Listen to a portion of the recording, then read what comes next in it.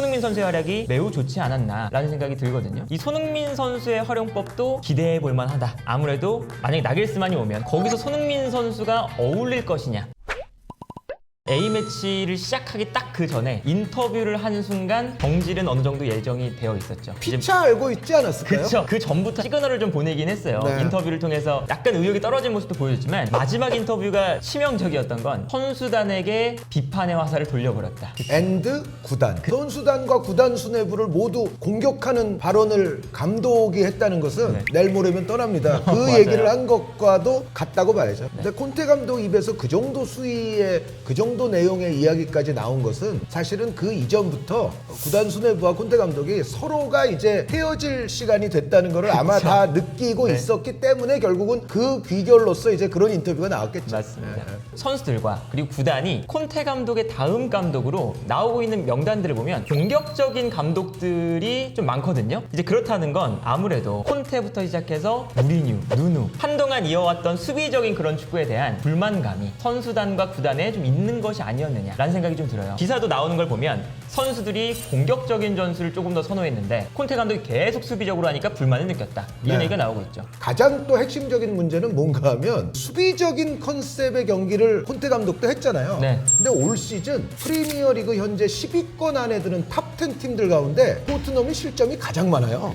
하위권 이내 입상을 노리는 토트넘 입장에서는 이게 굉장히 많은 실점이고 경기를 지루하게 수비적인 컨셉으로 하는데 그러면은 실점이라도 적어야 등수가 나오는 건데 실점은 오히려 많아. 그러면은 결국 선수들도 그런 부분에 있어서의 아이러니를 분명히 느끼고 있었을 거예요. 네. 토트넘의 궁극의 문제는 공격 진영에서의 아이디어가 너무 부족해요. 뭐 케인 선수 중심으로 혹은 손흥민 선수 뭐 일부 몇 명의 선수들에게 또 의존도가 심하고 상대 위험 지역에서 조금 더 아이디어를 다양하게 갖고 있는 유형의 감독이 이제는 올 때가 됐다. 스텔리니 코치가 당연하게도 콘테 감독의 이 사단이었으니까 같이 나갈 것으로 예상이 되었었거든요. 일단 남았다는 것 자체가 충격적인 소식이었고 그리고 팀을 계속 이끌어간다라는 것은 이 콘테 감독의 후임 감독을 실질적으로 구하기가 좀 어려운 상황이다 보니 콘테 감독의 전술에 간단하게 말하면 3백 전술에 아무래도 많은 선수들이 좀 익숙해져 있고 갑자기 새로운 감독이 와서 선수단 파악하고 전술을 입히는 것보다 스텔리니 코치라는 선수단을 잘 알고 전술적인 흐름도 이어갈 수 있는 감독이 맡아서 10경기를 하는 것이 더 낫지 않을까라는 관점에서 토트넘이 스텔리니 코치에게 남아달라고 하지 않았나 라는 생각이 들고 스텔리니 코치는 뭐 얼마나 달라질지 모르겠지만 콘테 감독의 사용했던 전술들과 엄청난 큰 차이를 보이는 모습까지는 보여주지 못할 것 같다. 전 그렇게 좀 생각을 합니다. 다만 이제 스텔리니 코치가 감독 대행한다고 했을 때 네. 우리 대한민국 팬들은 그래도 조금 기대감을 갖고는 있거든요. 그쵸. 그러니까 실제로 이제 스텔리니 코치가 올 시즌 맡았던 몇 경기들을 보면 선수 교체라든가 맞아요. 이런 이제 용병술의 차원에서는 콘테 감독보다 조금 더 유연하고 디테일한 모습들이 있었다는 얘기죠. 손흥민 선수의 경기력도 스텔리니 코치 하에서 괜찮았어요. 그런 부분들이 좀 잘 발현이 돼서 토트넘 팀도 그래도 좀 더 살고 손흥민 선수의 경기력도 좀 좋은 상황을 이 스텔리니 대행이 만들어줬으면 하는 바람이 굴뚝 같습니다. 네, 이번 A매치 기간만 보면 손흥민 선수가 이 콘테 감독 체제에서 수행했던 조금 더 내려와서 수비도 좀 많이 가담을 해야 되고 연결고리가 없다 보니까 내려가서 플레이메이킹까지 좀 해줘야 되는 그러한 역할을 좀 벗어나서 말 그대로 이 클린스만 감독이 프리롤 앞선에서 좀 수비 부담을 줄여주면서 뛰어라 라고 했던 역할이 아무래도 손흥민 선수가 상대 수비의 뒷공간으로 뛰어들어가는 자신만의 그 강점을 확실하게 보여주는 환경이 형성되어 있기 때문에 손흥민 선수의 활약이 이번 경기 A매치 기간 동안 매우 좋지 않았나 라는 생각이 들거든요. 네. 스텔리니 코치도 대한민국의 평가전 좀 봤을 가능성이 그럼요. 높아요. 네. 그래서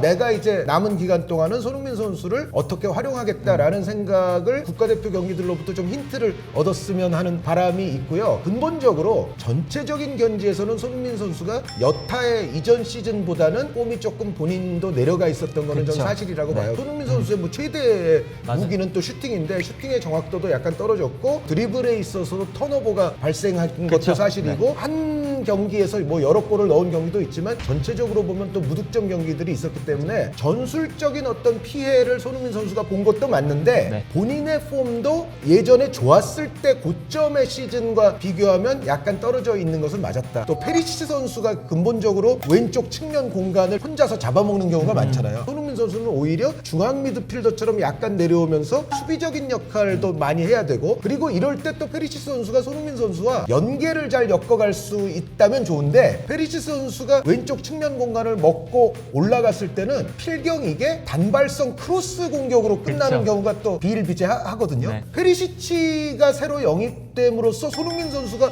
얻는 이득은 뭐 하나도 없는 상황이 돼버리는 네, 거죠. 네, 그래서 그렇죠. 두 가지 원인이 결합이 돼서 사실은 지금의 이제 손흥민 선수의 평소보다 적은 공격 포인트가 된 거 아닌가라는 생각은 하게 되고, 저는 약간 이런 생각은 하는 게 뭐냐면, 스텔리니 대행이 네. 지금 물론 이제 토트넘이 나겔스만 감독을 비롯해서 이제 여러 명의 새 감독 후보군과 지금 연결이 되잖아요. 그런데 이제 영국 언론들 이제 토트넘의 새 감독 후보군을 한 이제 10명 막 이렇게 나열해 놓은 걸 보면 스텔리니 대행도 말석 정도에는 들어있어. 스텔리니 감독 대행 입장에서도 뭔가 자기가 콘테와 좀 다르게 해서 잘만 하면 10경기 동안 토트넘의 목표를 달성하면, 토트넘은 이제는 사실은 FA컵도 없고 카라바오컵도 맞아요. 없고 챔피언스리그도 없고 아무것도 없기 때문에 토트넘은 리그 10경기를 잘해야 되는 네. 상황이거든요. 이거를 스텔리니 대행이 조금만 잘해 놓으면 갑자기 스텔리니 대행의 감독 배당률이 막 올라갈 수도 있어요. 맞아요. 그런 차원에서 콘테 감독과 조금 다르게 해서 손흥민 선수를 더 잘 살리면 그거는 상당히 칭찬받을 만한 요소가 된다. 그러니까 포체티노 감독은 분명히 2010년대 축구의 이제 명장들을 이야기할 때 압박 전술을 발전시키는 데 있어서 세계적으로도 일조를 한 사람들 가운데 한 명으로 이제 평가가 돼요. 근데 다만 압박에 비해서는 제가 봤을 때는 공격의 어떤 이른바 빌드업을 만들어가는 데 있어서는 약간 약점은 있어요. 사실 예전에 포체티노 감독 가장 좋았을 때는 크리스찬 에릭센 선수가 있었거든요. 네. 이른바 데스크 라인이 가동될 때인데, 근데 에릭센 선수가 없거나 팀에서 이탈을 한 그런 상황에서는 네. 토트넘 빌드업이 사실 굉장히 나빠졌어요. 빌드업에 있어서는 사실은 선수 개개인의 능력치에 꽤 의존하는 바가 크다는 거예요. 그래서 저는 이제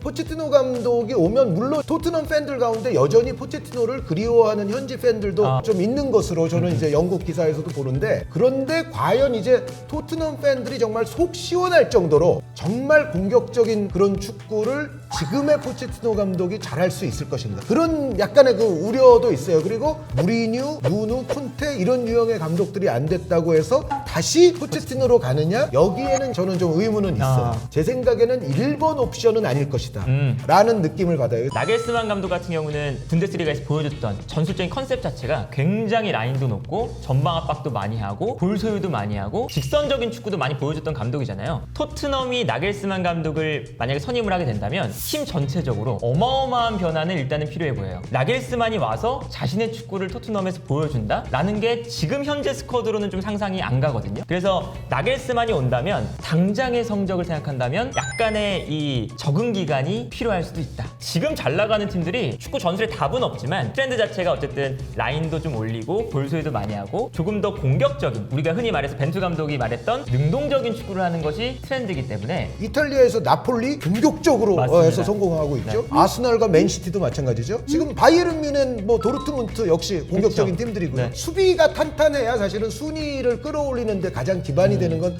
맞고, 토트넘은 실점부터 줄이는 노력이 사실 필요한데, 그럼에도 불구하고 정말 큰 목표로 나아가기 위해서는 지금 올 시즌의 유럽의 어떤 선두권 구도를 봐도 공격 잘하는 팀들이 결국은 좋은 성적이 나죠. 많은 분들이 궁금해하실 게, 아무래도 만약에 나겔스만이 오면 공격적인 축구를 할 텐데 거기서 손흥민 선수가 어울릴 것이냐. 아무래도 이 나겔스만이 볼 소유를 잘하는 감독으로 유명하고 아무래도 좀 점유하는 축구에는 손흥민 선수가 맞지 않지 않을까라는 이제 의문들을 좀 가지시는 분들이 많으시더라고요. 제 생각에는 이 나겔스만 감독의 특징은 볼 점유도 잘하지만 볼 점유와 수비적인 축구와 이렇게 극단적으로 나눠보면 약간은 직선적인 축구도 좀 포함이 되어 있는 감독을 생각을 하거든요. 이제 나겔스만이 바이에른 뮌헨에서도 보여줬고 호펜하임에서 보여줬고 라이프치히에서 보여줬던 거 보면 볼 점유를 하다가 공격적인 시퀀스에 들어가면 직선적인 패스가 막 나가면서 앞쪽에 있는 선수들이 막 뛰어가요. 그래서 그런 점을 생각하면 볼 점유적인 측면에서는 손흥민 선수와 약간 맞지 않는 부분도 있겠지만 공격을 마무리하는 측면에서는 손흥민 선수의 공간 침투를 저는 잘 살려줄 수 있는 부분들이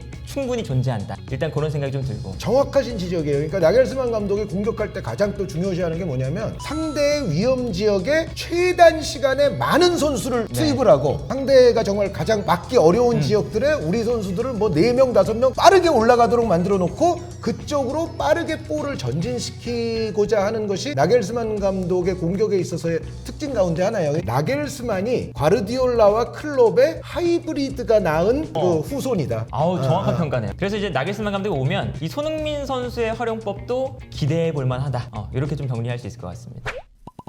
또 오늘도 보다 채널에서 감사하게 불러주시고 또 심지어 이 귀하신 한준 위원님과 함께 할 수 있는 시간이 있어서 너무나 감사했고요. 다음에 또 기회가 있으면 또 다시 한번 찾아오겠습니다. 저도 보다 채널을 통해서 여러분들을 다시 한번 찾아뵙게 돼서 시청자 여러분들께도 다시 한번 영광이라는 말씀을 드리겠고요. 다시 한번 기회를 주시면 이 새벽의 축구 전문가 안민호 씨와 더불어서 여러분들 앞에 또 찾아뵐 것을 약속드리면서 오늘 방송을 마치겠습니다. 대단히 감사합니다. 네, 감사합니다.